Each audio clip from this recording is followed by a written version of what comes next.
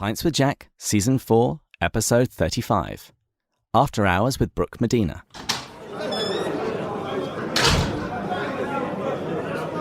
Welcome, everyone. Pints with Jack is your weekly C.S. Lewis podcast where Matt, Andrew, and I break down and discuss the works of C.S. Lewis. This season, we're eavesdropping on the correspondence of a senior demon, Screwtape, as he explains how to tempt the patient, a human assigned to be tempted by Screwtape's nephew, Wormwood. Each week, we'll be considering a different letter, untwisting Screwtape's hellish logic, and forming a battle plan for our own spiritual lives. However, today is a Thursday, and it's therefore an After Hours episode.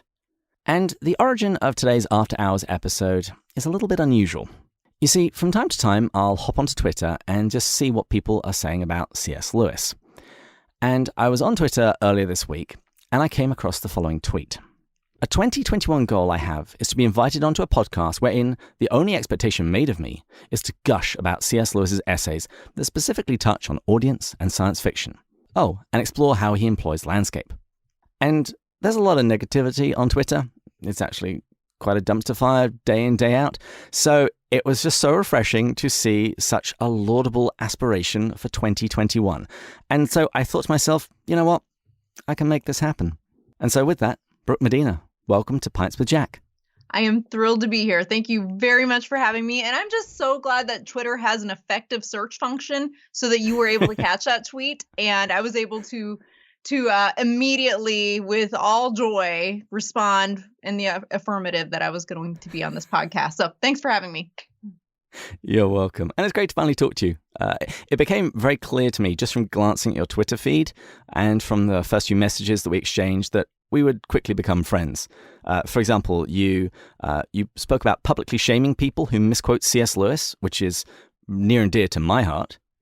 Absolutely. That is one of those things that just really, I know that maybe some people think it's petty, but I feel like if you're going to misquote Jack, it's just right under misquoting scripture. Like, I mean, I know it's not there, it's not canonized, but it's right under there. And so people should be shamed. They should be embarrassed. And Pinterest is rife with it. So I've got lots of thoughts on that, but I know we're trying to be positive. So I'll refrain.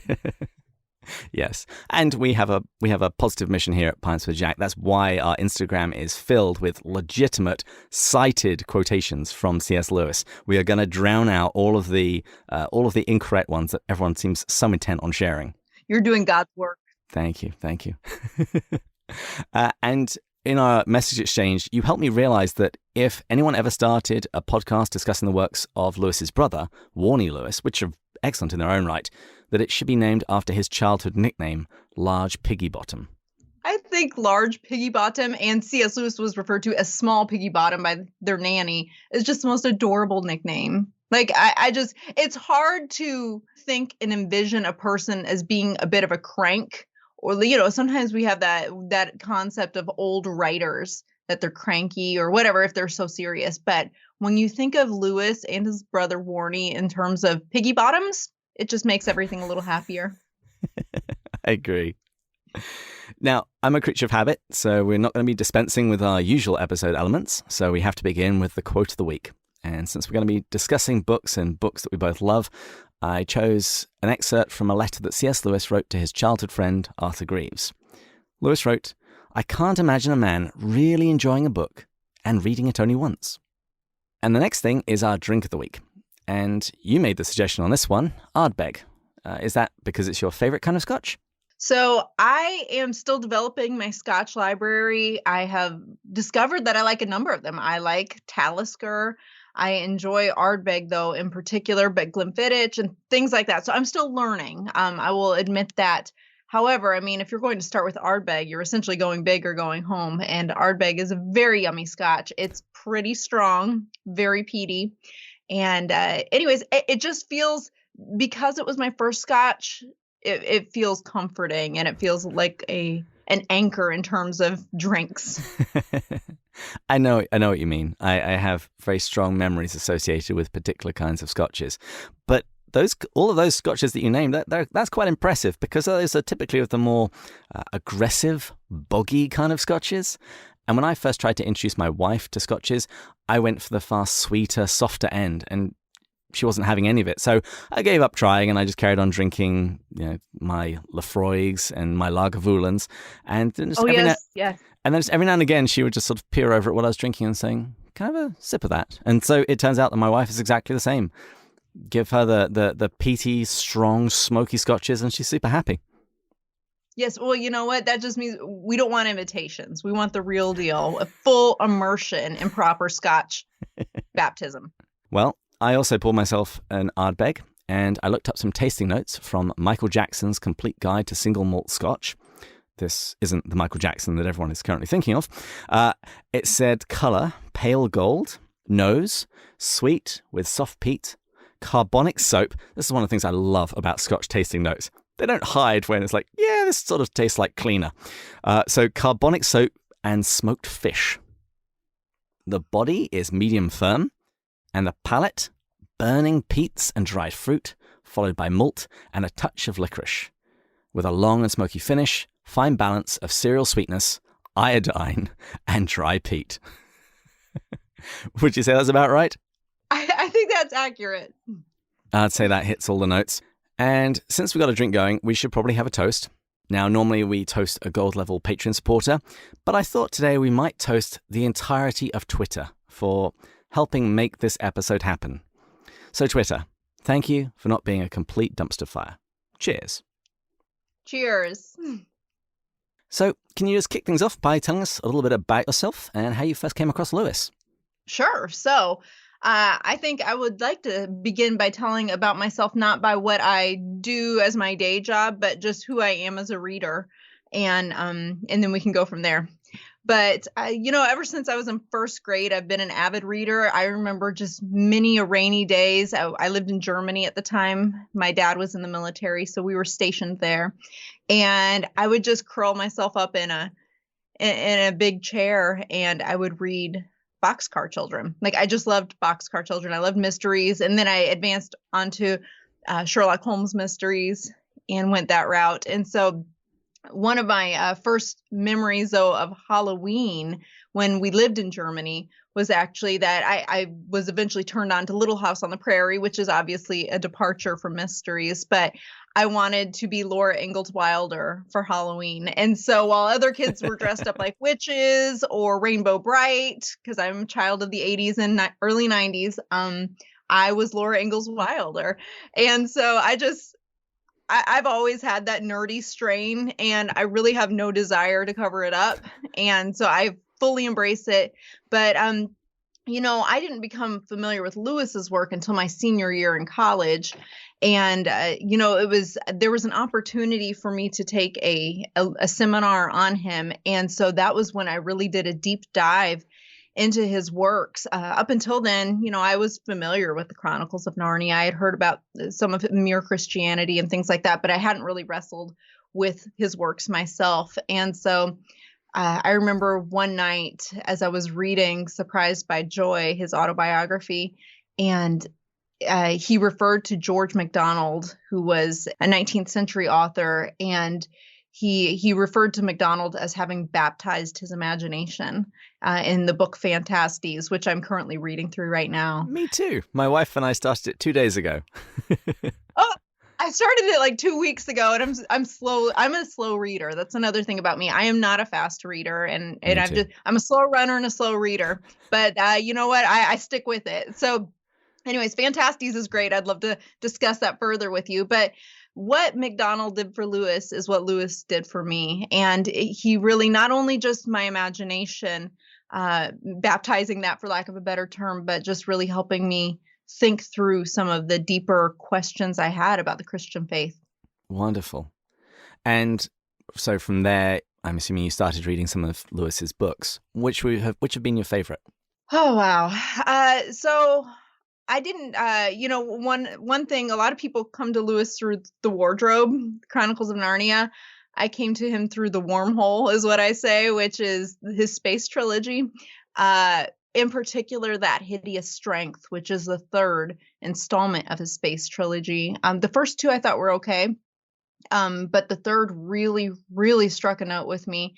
And, if someone hasn't read the space trilogy, I would just say if you are someone that is interested in cultural commentary and just kind of looking at culture through a different lens, and postmodernism, you can just go straight to That Hideous Strength and find that, and you can read it as a standalone. But when Lewis began to introduce Merlin as this time traveler, and you see just the way in which he inserts myth and what some would call just like completely fantastical elements into this commentary on the decline of culture, that just resonated with me. So that was originally my first favorite book of Lewis's. Wow, that's a tough one. A lot of people don't like that. And when people say it to me, I usually send them to Lewis's parallel text to that, which is The Abolition of Man, so that they can wrestle with some of the concepts and then return to the fiction. And sidebar, Dr. Michael Ward will be coming on the show very soon to talk about his new book about the abolition of man. But yeah, The Hideous Strength, that's not an easy read.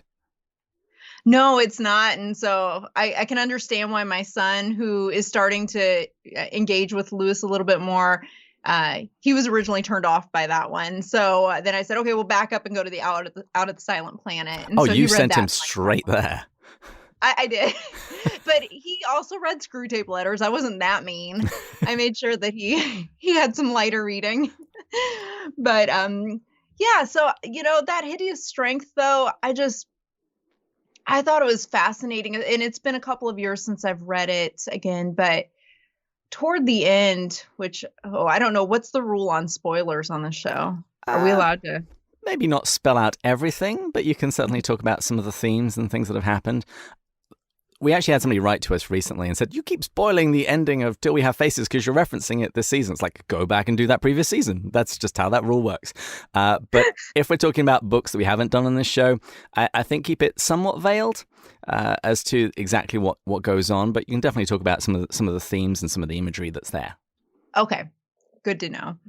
But just, I think the strand of C.S. Lewis that he takes when it comes to art, what we allow our eyes to focus on, and what we consider success, is similar in some ways to a philosopher that I'm, as of late, beginning to engage more with, which is Roger Scruton, who talks about the nature of beauty and is an aesthetic. And so just thinking through the scenery in That Hideous Strength, and the way in which the opposition kind of makes life drab and things like that, I think that's something that really resonated with me. I don't want to give too much away, but I just think that there are some lessons there when we look at the world around us and how often things look so bleak.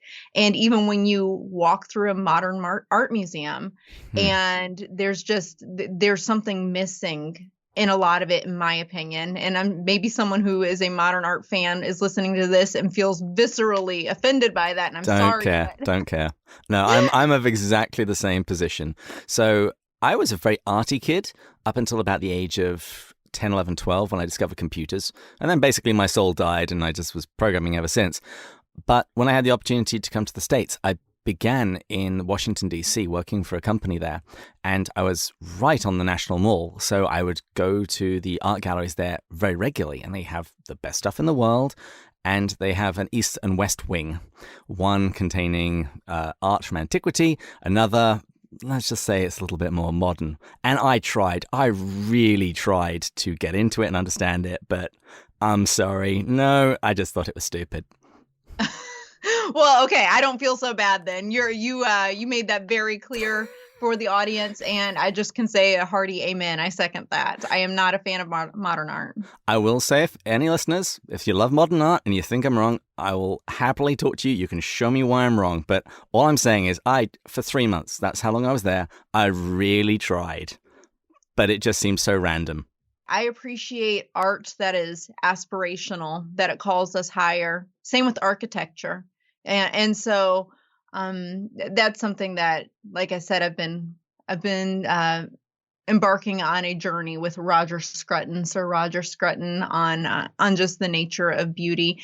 And actually there's just this all interconnectedness, and you can get us back on track. But I just have to say this too. What Roger Scruton talks about in terms of beauty, Peter Kraft, who really turned me on to Till We Have Faces. Hmm. He's a philosopher out of Boston College, but he talks about how art is warfare in its own way. When you think about the way in which art was a vehicle for the gospel in a lot of ways, and pushing back darkness in very, very dark times. And so I just think that's a powerful way to look at art, whether for good or for ill. And if you read that Hideous Strength, toward the end, you see that there is an attempt to corrupt a mind through just a barrage of hollow and sterile utilitarian quote unquote art. Yeah. Yeah. It was funny when I was first reading The Great Divorce, when we meet the artist and we're told that his first medium was light. That was the thing that he loved. It immediately took me back to those 3 months in Washington, D.C., when I was touring the museum and I was going through the Impressionist gallery and seeing the little specks of light coming through the pictures. That was immediately where I was taken, not a lot of the, frankly, utilitarian and rather dull stuff in the other wing. Yeah. But you just mentioned Till We Have Faces, and we chatted a little bit about that on Twitter.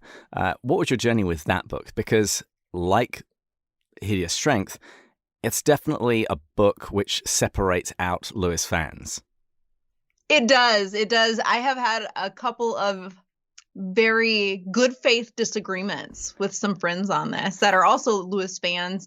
One of them in particular, she loves the Chronicles of Narnia, and that is not one that I'm as drawn to, admittedly. But we came down on two different sides of Till We Have Faces. But I'll just admit this off the bat. Till We Have Faces was one of those gems that I didn't fully appreciate my first read through. Absolutely. I enjoyed mythology to a degree, but this one didn't grab me at first. And it wasn't until I got a hold of Peter Craiff, who I referenced earlier, his literary analysis of it, that this second century myth, it's a myth retold is how Lewis casts it, of Psyche and Cupid.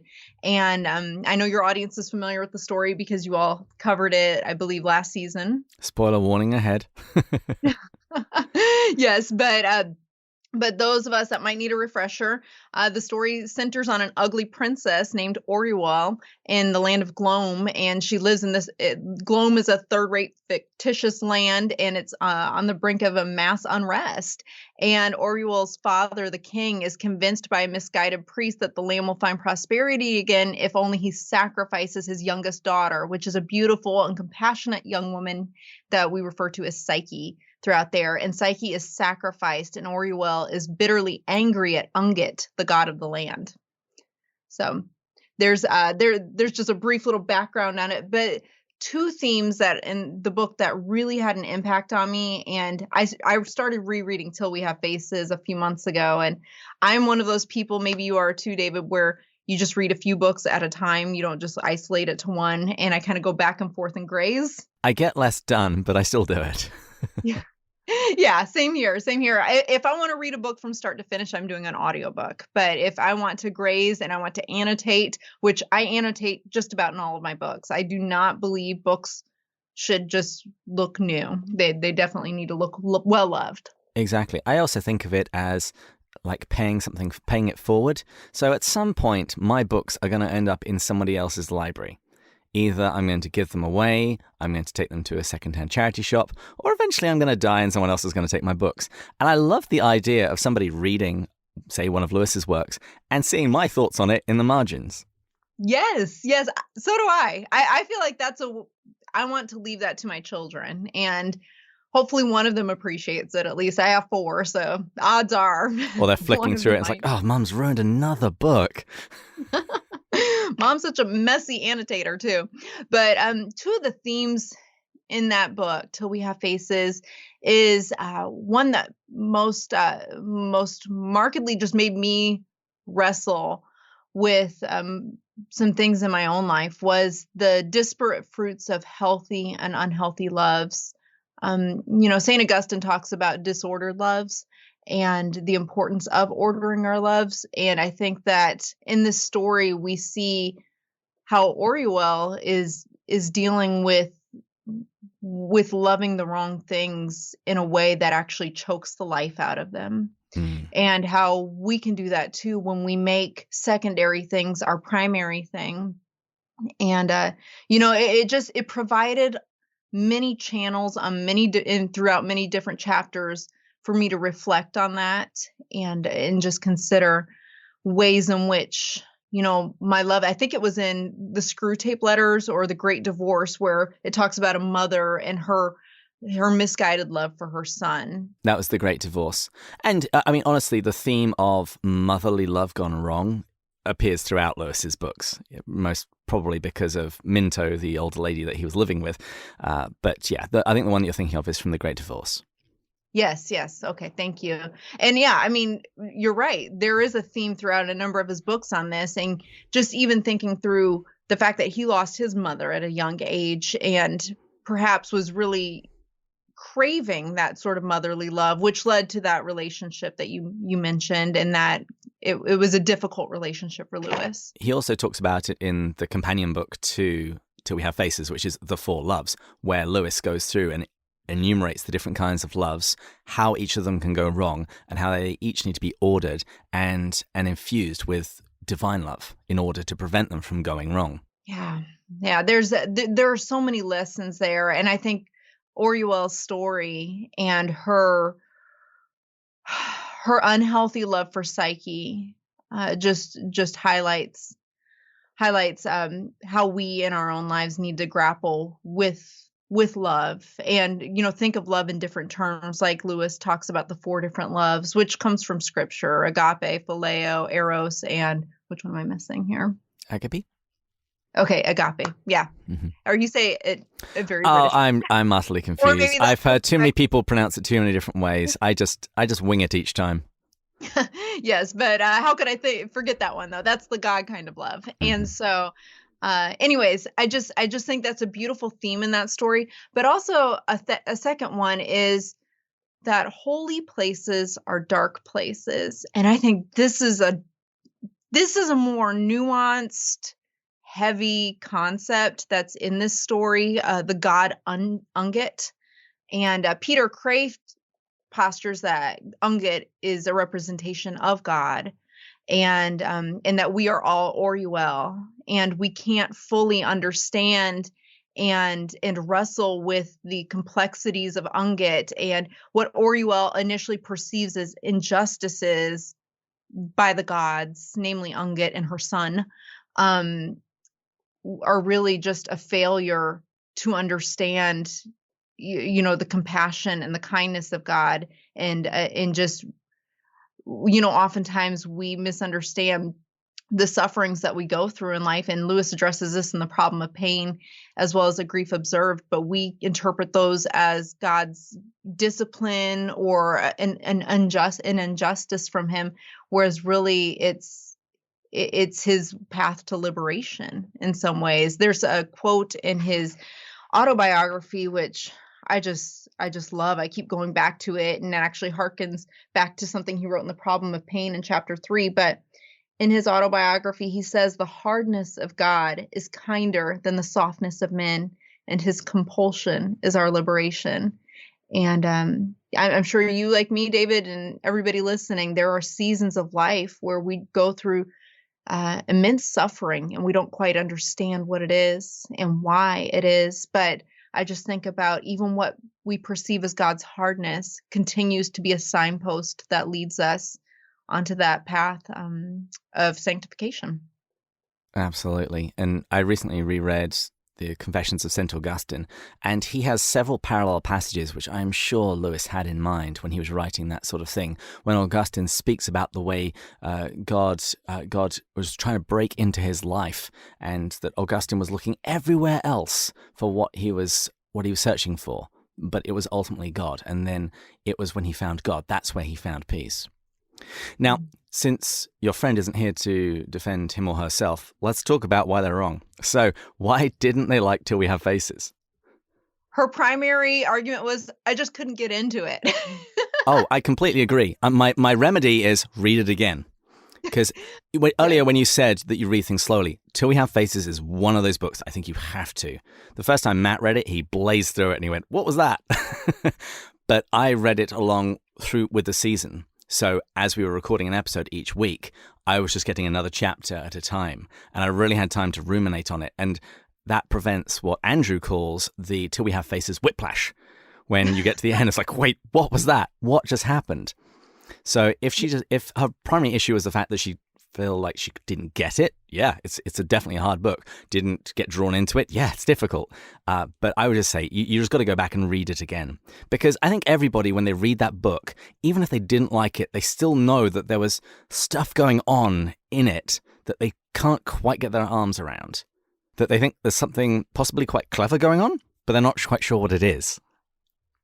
Oh, I love the way you just said that. And I couldn't agree more, because like I said, the first time I read it out of compulsion. I had to do it for an assignment.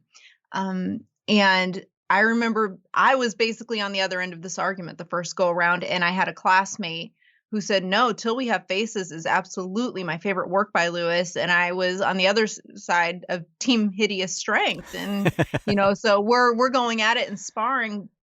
But it really had to do with the fact that I think I was trying to mine gems out of it without actually appreciating it for what it was. So I was trying to fit my own preconceived idea of what Lewis was going to say to me through it versus letting the story speak for itself. And this is really where Lewis talks about this. And I know we're going to get to his essays, but he talks about this in one of his essays about just tell a good story is essentially what he's saying. You don't have to worry about infusing a moral with it. We see this, parents of small children, they'll see it infused in some of these just twaddleish children's shows and children's books where it's just like, there's a moral, and I'm like going to cram this circular moral into the square peg of a TV screen. And Lewis, I think, respected readers too much to try to preach at them in a way that was condescending and manufactured. He just let the story speak for itself, and even then and of itself, it really had its own gems in mind. So I might have been looking for a ruby, but he had a bunch of emeralds in it. And I think also Till We Have Faces is a book that you can't actually see the gems until you've viewed the entirety of it. Bring it back to art. It's like you're looking at a Monet. You got to get back to the other side of the room and see the thing in its totality. Then you can start coming in. Because in Till We Have Faces, you have an unreliable narrator in Orwell. You can't trust everything that she says, or even anything that all of the characters say. So it's only once you've seen the whole and you've got some idea of where Lewis is going that you can go back and reevaluate what you've been told.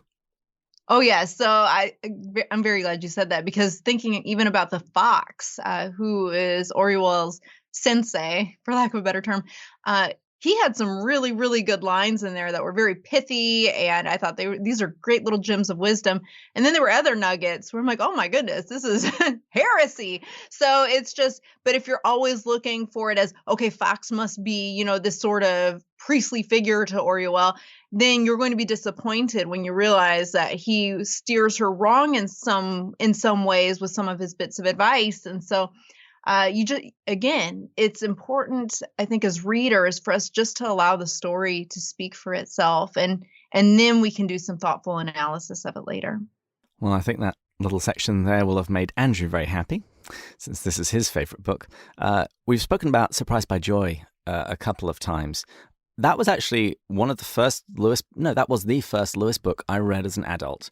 I think I read about 4 chapters of it and just stalled. It's like, where's the Narnia guy? This was actually the first Lewis book I read was Surprised by Joy. And you asked me earlier what my favorite Lewis book is, and I just have so many.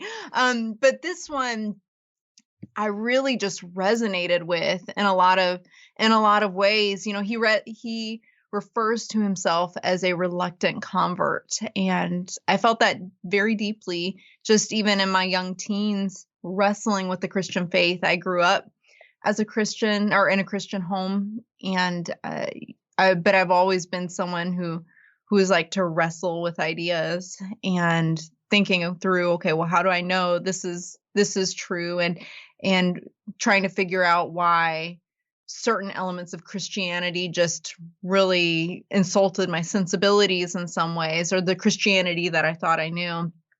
And something that I appreciated in Surprised by Joy was Lewis's preoccupation with Norse mythology and even his discussion of Eastern religion like Hinduism. And I think this is something that some people really uh, I don't know, they find it offensive perhaps that he would incorporate this, at least some elements of fundamentalist Christianity, I'd say. This bothers them. But something that he said about Norse mythology that I thought was really good was he wrote, "It seemed to me bigger than my religion. That may partly have been because my attitude toward it, being Norse mythology, contained elements which my religion ought to have contained, but did not."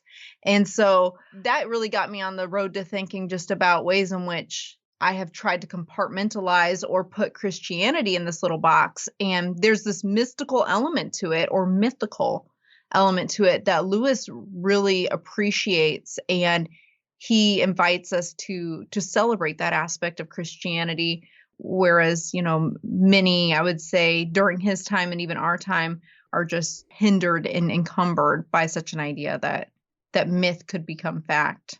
Beautiful. I want to talk about Lewis's essays. So let's transition into that from one of his lectures, which was The Abolition of Man. Okay, yes. So The Abolition of Man. Oh, I love that one. That one's really informed my thoughts on education. It helped shape the way in which I approached education. I was a homeschool graduate myself. I didn't homeschool all the way through, but for my last few years of high school, I did that, and subsequently decided to homeschool my children. And just thinking about what Lewis talks about in The Abolition of Man, and his line about building or creating men without chests and expecting of them virtue and enterprise, and then all of a sudden we're surprised that there are traitors among us. Mm-hmm. I just thought about the power of virtue formation and how we have forgotten that at our own peril, or created this just silly two-dimensional or just very surface level idea of virtue formation, even in some Christian curricula. Like, okay, it's a Christian math curriculum because it has a verse at the top of it. What kind of namby-pamby is that? Like, that is insulting.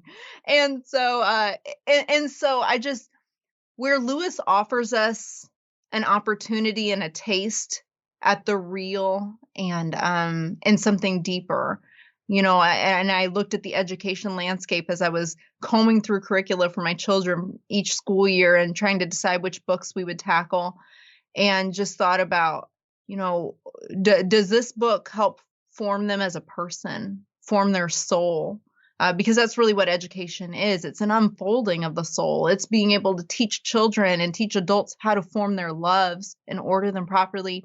And so I feel like The Abolition of Man kind of struck at the heart of that, by, basically giving us a clarion call to build men and women with chests, with a center.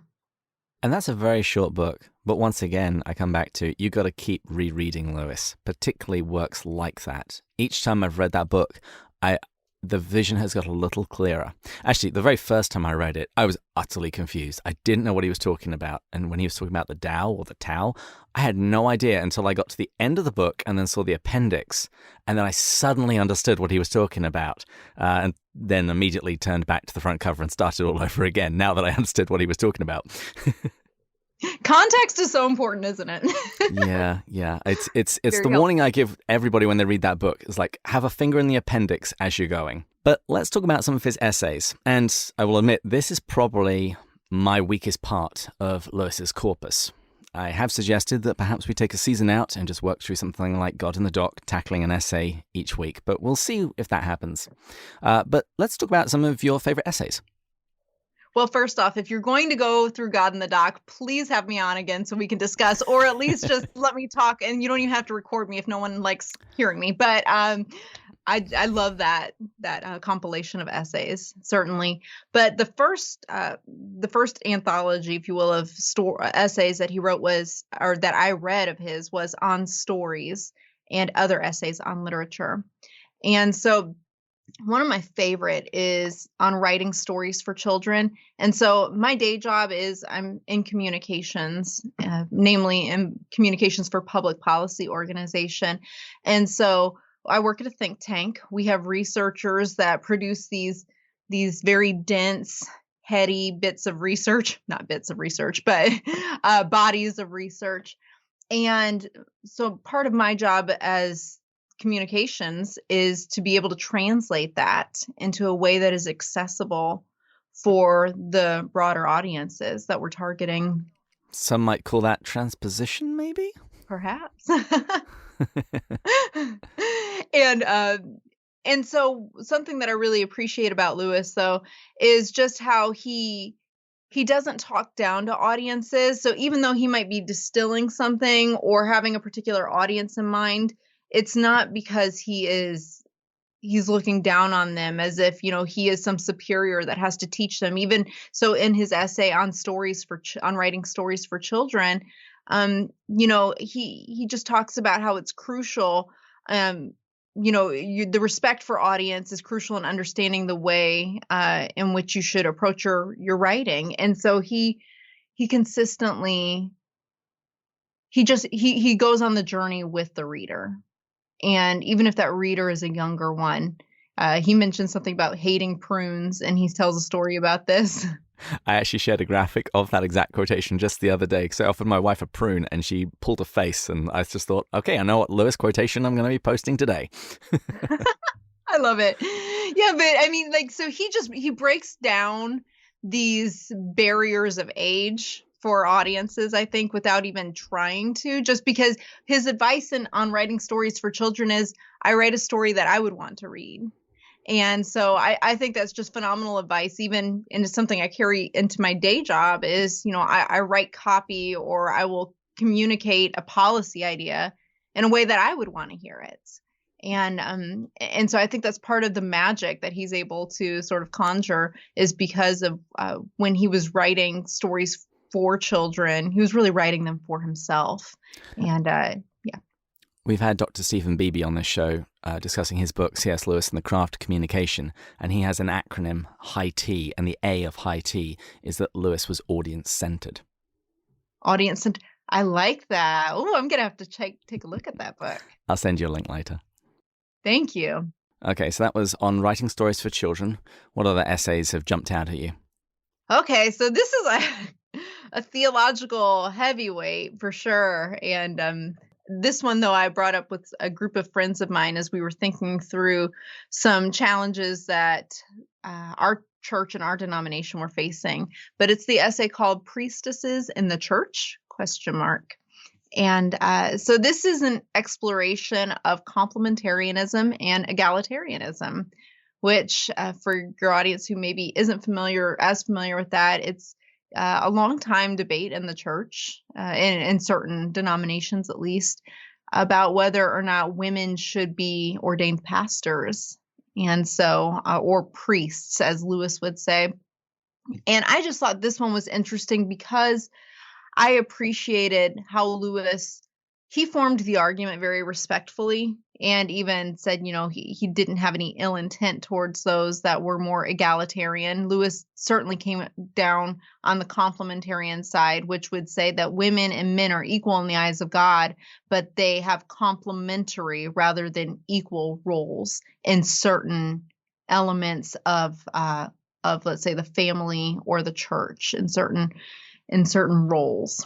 And so priestesses in the church was was an exploration, in response to a growing call among those in the Church of England to ordain women as priests.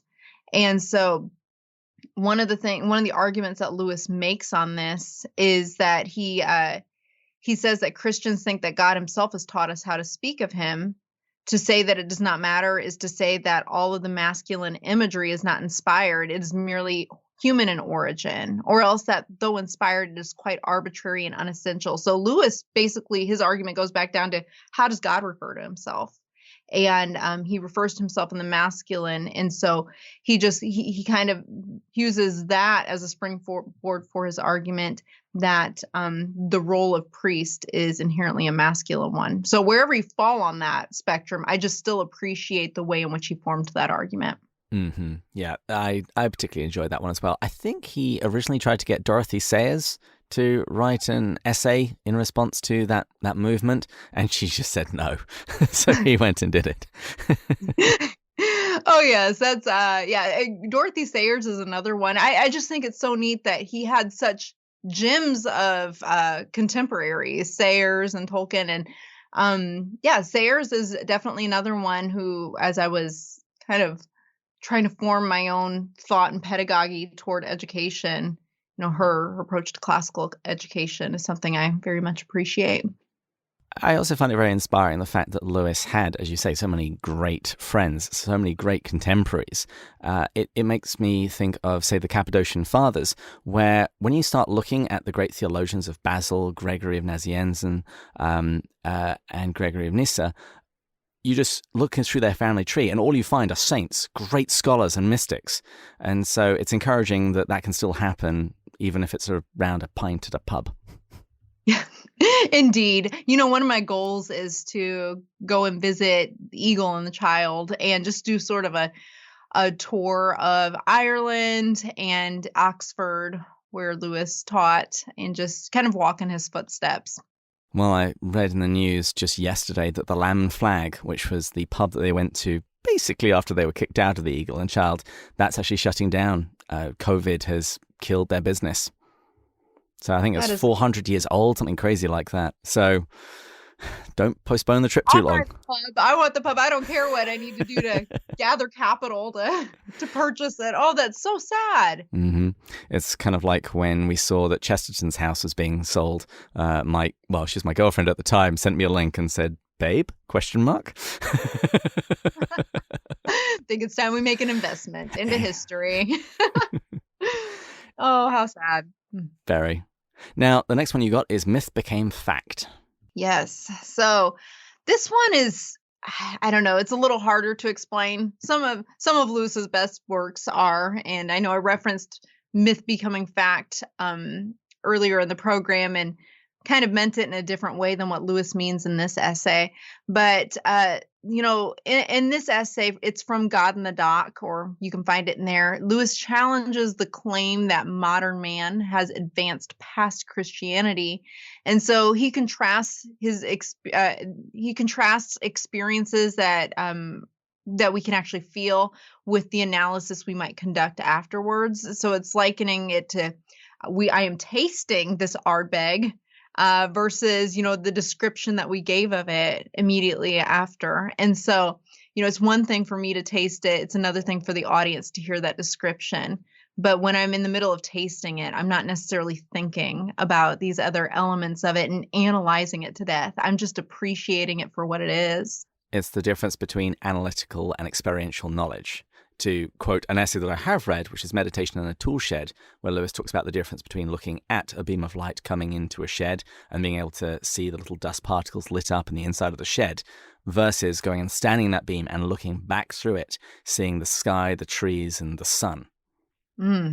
Yeah, that's perfect. That's spot on for this. I think that's great. But, so one of the things that Lewis does is he argues that the latter, which is analyzing, is merely a shadow of the former, and it's a distant second place in some ways. It's not wrong. It's just it's not enough. Analysis alone is not enough. Experience is really, I think, how our loves are formed. And an analysis is an appreciation or a way in which we communicate that love. So to love a person or an idea is different than just describing that love. And so that's just one element of that essay that I appreciate. I think this is a really good one because you can apply it to basically anything that you do and enjoy.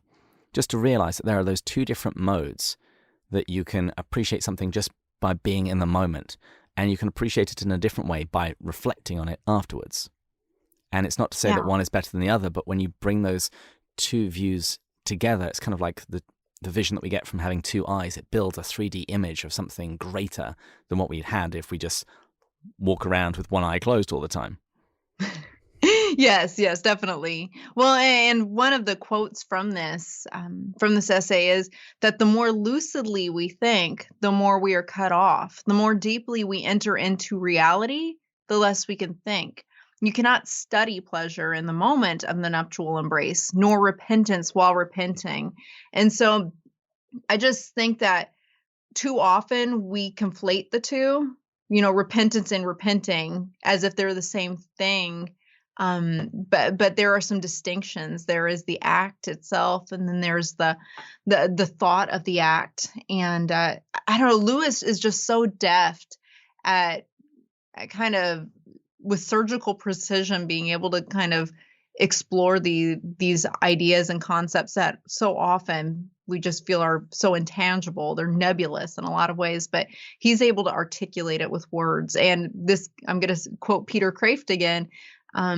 Peter Kraft said that words are houses that ideas live in. And I think that the way in which Lewis builds houses out of words is just, he builds worlds out of words. And it's something that just draws me back every time.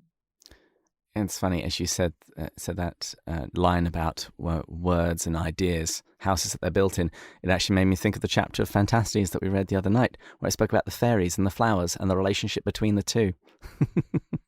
Yes, that's you know what? I think I actually wrote that in my notes. I may have wrote Peter Kraft in the notes there on that one. But yeah, Fantastes, the way George MacDonald is building this world, and I'm only a few chapters in, and so maybe we're at the same spot, but it's just I don't know. He calls it a fairy tale, which I think is interesting because our modern 21st century concept of a fairy tale and what it is just so hollow compared to what he and Chesterton and Lewis would say is a fairy tale. We're used to the Disney version.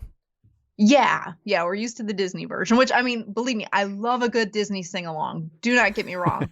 But it is a mere shadow of the reality of a fairy tale.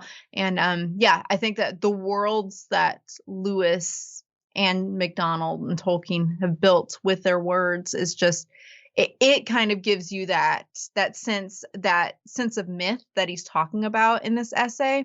It creates for you in your mind an appreciation for the myth. And then when we're analyzing it, I don't, anyways, I'm going to just go on a bunny trail there. So I'm going to stop myself, but back to the myth became fact essay.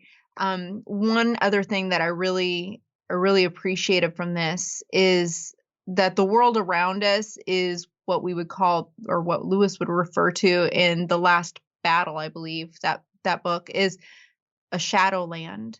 And yet we've so often turned we have it turned the other way around. And so too many of us think of God and heaven as the myth, failing to realize that creation's intangible nature is the result of a myth becoming fact. And so he's just talking about, look, everything originated in heaven first. That's the great myth, but its manifestation here on earth is the fact that we're living in. So myth is actually higher up in terms of hierarchy of beautiful and true and good things than the facts around us, if that makes any sense. And that's why I love The Great Divorce, because it gave me really literally concrete imagery to think about that, to think of the things of heaven as the truly real and substantial things, and everything that is not heavenly is ephemeral and passing and transient. And I would say that's the consistent thing that Lewis has always done for me. He's given me a vocabulary and imagery to try and express the things I've kind of wanted to express. And when we were talking about MacDonald, one of the things that both he and MacDonald I found do is they are both wonderful at drawing us into an atmosphere, pulling us into a world, and you're not quite sure how they've managed to do it.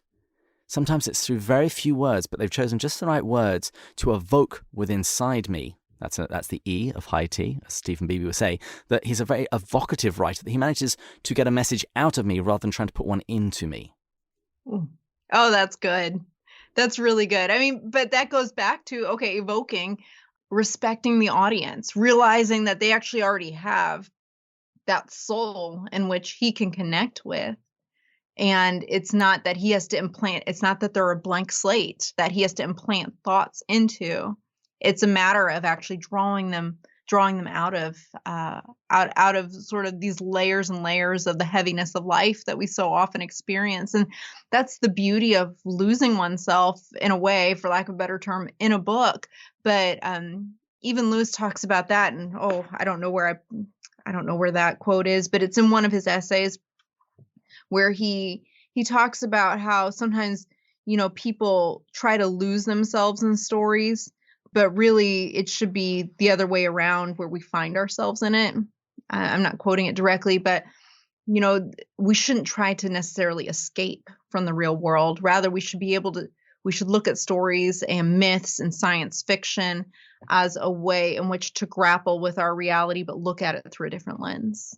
Well, that's how he described Phantastes, insofar as after he read Phantastes, some of the light from Phantastes came out of the book and into his real world, that he started looking at the world very differently.